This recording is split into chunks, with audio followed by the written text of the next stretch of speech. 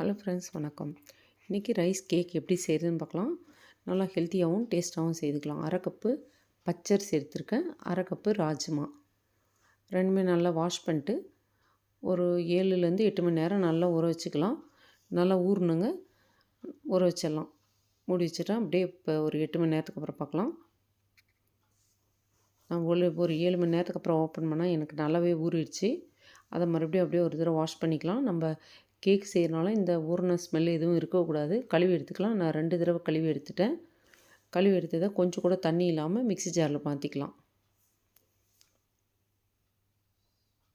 இந்த கேக் செய்கிறதுக்கு அவன் தேவை கிடையாதுங்க. நம்மளுக்கு இட்லி பாத்திரம் இருந்தாவே போதும். 1/4 ஸ்பூனில் பாதி அளவு உப்பு போட்டிருக்கேன். அப்படியே ஒரு தடவை அரைச்சி எடுத்துகிட்டு வந்துட்டேன். அதுக்கப்புறம் அரை கப்பு தண்ணி எடுத்து ஊற்றிக்கலாம். அரிசி எடுத்து பாருங்கள், அதே கப்பில் தான் நான் தண்ணியும் ஊற்றினேன். இப்போ கொஞ்சம் குறக்குறன்னு இருக்குது. இன்னும் கொஞ்சம் தண்ணி ஊற்றிக்கலாம். மறுபடியும் அந்த கப்பில் ஒரு கப் தண்ணி எடுத்துருக்கேன். பாதி ஊற்றிட்டு பாதி வச்சுட்டேன். அப்புறம் இப்போ நல்லா நைஸாக மசிஞ்சிருச்சு. நான் 125 ml கப்பில் தாங்க நான் அளவு காமிக்கிறேன். நம்ம அரைச்ச பேட்டர்லாம் ஒரு பவுலுக்கு மாற்றிக்கலாம். தண்ணியெல்லாம் ஊற்ற வேண்டாம். மிக்ஸி ஜாரில் வலிச்சு போட்டுக்கலாம். நான் தண்ணி ஊற்றி கழுவ வேண்டாம். ஈஸ்ட்டு 1 டீஸ்பூன் அளவு போட்டுக்கிறேன். ட்ரை ஈஸ்ட் போட்டுக்கிறேன். சர்க்கரை 4 டேபிள் ஸ்பூன் சர்க்கரை போட்டுக்கிறேன். ஈஸ்ட் 1 டீஸ்பூன், சர்க்கரை 4 டேபிள் ஸ்பூன், நான் ரா சுகர் போட்டுக்கிறேன். ஒயிட் சுகர் பிடிக்கணும் அது போட்டுக்கலாம். வெல்லம் வேணும்னாலும் போட்டுக்கலாம். நல்லா கலக்கி விட்டாச்சு. இதுலேயே 2 டேபிள் ஸ்பூன் ஆயில் போட்டுக்கலாம். நான் ஆலிவ் ஆயில் தான் போட்டிருக்கேன். இதையும் போட்டு நல்லா கலக்கிட்டு அடி மூடி வச்சிடலாம். இந்த வேலை செய்யும்போது எங்கள் பேரன் இந்த குட்டி குட்டி கையை வச்சுட்டு நான் தான் கலப்பேன்னு வந்துட்டாங்க. அப்படி நான் கலப்பேன். கலக்கியாச்சு. அதுக்கப்புறம் இன்னொரு தடவை நம்ம நல்லா கலக்கிட்டு அதை மூடி வச்சிடலாம். மூடி வச்சு பொங்க வச்சிடலாம். அது நல்லா பொங்கி வரணும். அது வரலாம் அப்படியே மூடி வச்சிடலாம். இந்த வீடியோ உங்களுக்கு பிடிச்சிருந்தால் லைக் பண்ணுங்கள், ஷேர் பண்ணுங்கள், சப்ஸ்கிரைப் பண்ணுங்கள். 1 ஹவருக்கு அப்புறம் ஓப்பன் பண்ணி பார்த்தா நல்லாவே மாவு பாருங்கள் பொங்கிருச்சு. 1 ஹவர்லேயே நல்லா பொங்கி வந்துடும். இப்போ நம்ம அப்படியே எடுத்து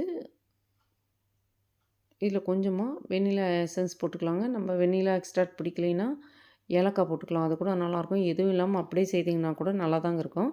சர்க்கரை அளவு கம்மியாக தாங்க இருக்கும். உங்களுக்கு இனிப்பு ரொம்ப ஜாஸ்தியாக வேணும்னா இன்னும் கொஞ்சம் சர்க்கரை சேர்த்து போட்டுக்கோங்க. நான் கப் எடுத்திருக்கேன். அந்த கப்பில் கப் கேக் லைனர்ஸ் போட்டுக்கிறேன். லைனர்ஸ் இல்லைன்னா கப்பில் இப்படி கொஞ்சமாக ஆயில் அப்ளை பண்ணிட்டு கொஞ்சம் மாவு ஜலிச்சுக்கலாம். கோதுமை மாவு இல்லை அரிசி மாவு ஜலிச்சு வச்சுக்கலாம். பேட்டர் இந்த மாதிரி திக்காக தாங்க இருக்கணும். ரொம்ப தண்ணியாக இருக்கக்கூடாது.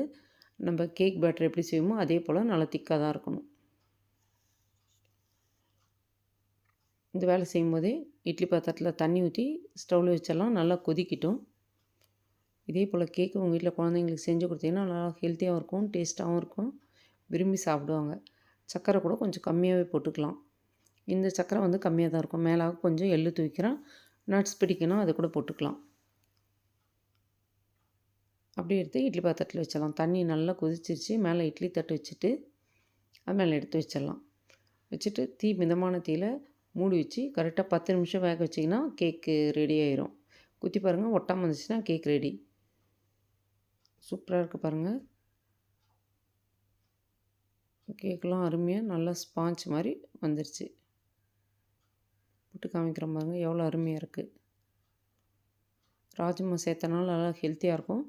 ராஜ்மாவுக்கு பதில் பச்சை பயிறு விருப்பப்பட்டால் அது கூட சேர்த்திக்கலாம். தேங்க்யூ.